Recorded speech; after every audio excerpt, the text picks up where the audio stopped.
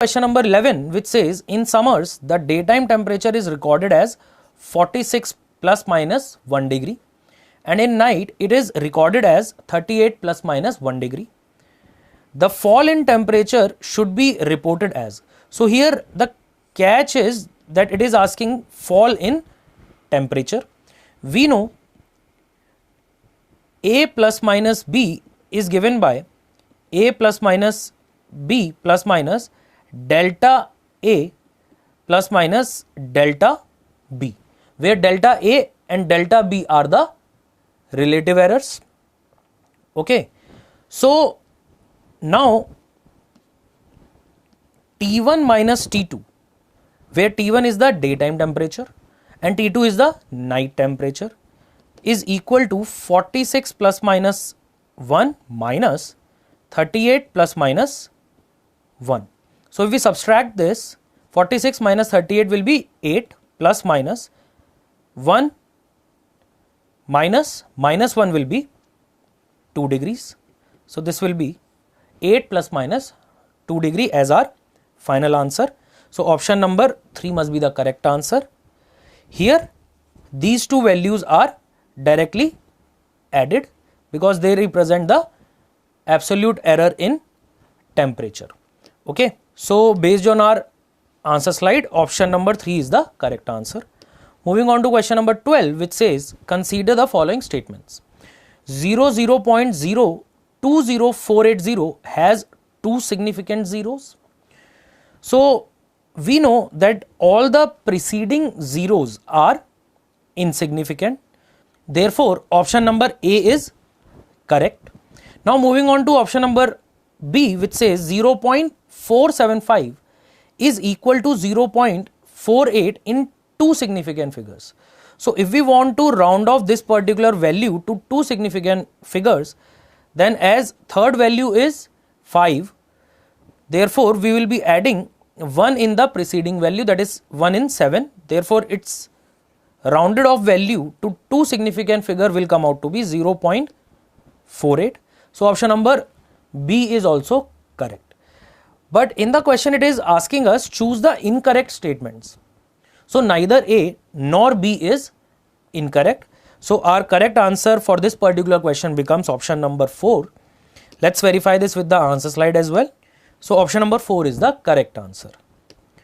Moving on to question number 13, which says if force F, velocity V and time t are taken as the fundamental units, then the representation of Young's modulus Y will be.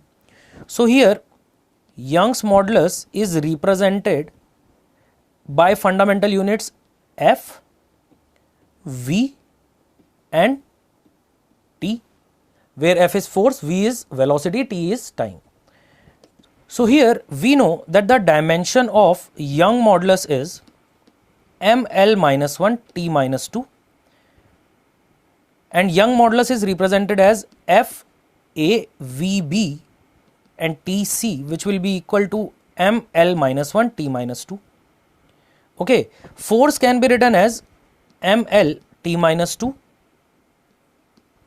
velocity can be written as lt minus 1 and time can be written as t only. So this particular question can be solved by this way of dimensional analysis. So here if we compare the power of A, B and C, here A is equal to 1 and from here A plus B will be equal to minus 1, therefore B will be equal to minus 2, and then minus 2A minus B plus C will be equal to minus 2.